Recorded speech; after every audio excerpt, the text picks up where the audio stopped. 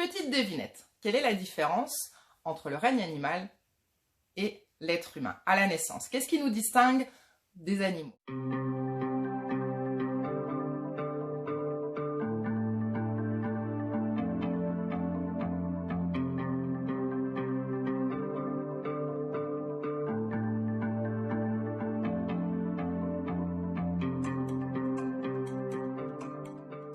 Bien, vous le savez tous, un poulain, quand il va naître, il va savoir, dans les heures qui vont suivre sa naissance, comment marcher, où aller chercher de la nourriture. Est-ce que c'est le cas de l'être humain? Un bébé, quand il naît, est-ce qu'il sait marcher?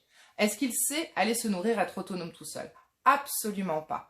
L'être humain, en fait, est le seul être vivant qui a cette capacité innée d'évolution et d'apprentissage. C'est là vraiment toute la différence. On va chercher tout au long de notre vie à devenir de plus en plus autonome, que ce soit physiquement, mentalement, affectivement. L'être animal, lui, n'a pas cette possibilité-là.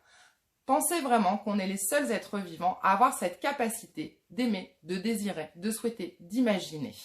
Et ça, il faut s'en servir. Certaines personnes ont fait le choix de rester sur leurs acquis et de penser que non, elles ne pourront jamais évoluer ou qu'elles savent déjà tout. C'est leur choix.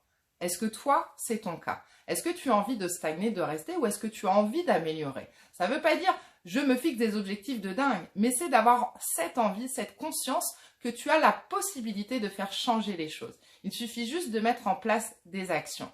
Comme je disais, comme les animaux, on a tous des besoins primaires, la nourriture, la sécurité et compagnie. Sauf qu'à la différence des animaux, une fois que ces besoins sont atteints, on peut s'en créer d'autres et puis se challenger.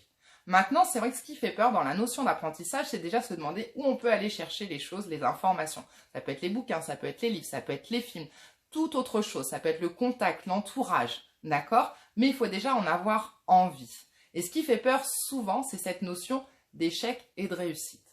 À votre avis, est-ce qu'un chat se demande à la fin de sa vie, est-ce que j'ai réussi ma vie? Non, on est les seuls. Parce qu'on a posé déjà les mauvais préalables sur l'échec et la réussite. Essayez de vous souvenir de vous-même ou de voir vos enfants autour de vous.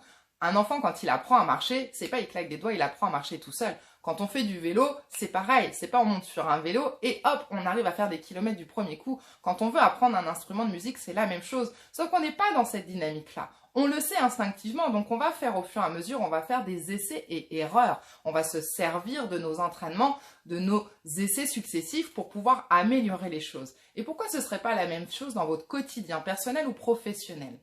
Là-dessus, c'est vrai qu'on ne nous a pas appris à gérer vraiment cette utilité, on va dire, de l'échec qui est indéniablement rattachée à la réussite. Et la réussite, ça ne veut pas forcément dire être millionnaire. Ça veut dire réussir à passer les étapes pour transformer son quotidien, pour se transformer et pour s'améliorer.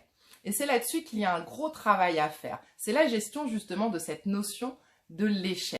Cette notion d'échec, elle est vraiment importante et elle n'est pas à prendre de façon négative. Comme je dis, effectivement, on n'a pas toujours le choix des événements qui se présentent dans notre vie. Par contre, on a absolument toujours le choix de comment on les vit, comment on les traverse et quelles leçons on en tire. Et j'ai envie de te dire, toi, comment tu as envie de vivre tout ça? Comment tu as envie de vivre ta vie? Qu'est-ce que tu as envie de faire de ta vie?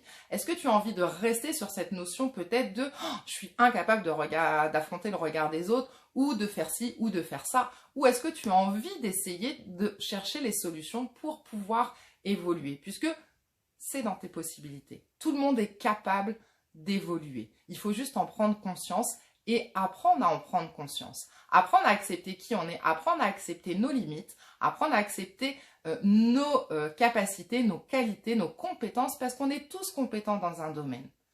Et il suffit juste d'en prendre conscience et puis de chercher à améliorer les choses qui nous dérangent dans notre quotidien. Le regard des autres te dérange? Alors fais en sorte que ça change. Ton couple ne va pas? Fais en sorte que ça change. Ton boulot ne te correspond pas? Fais en sorte que ça change. Et ça, c'est possible.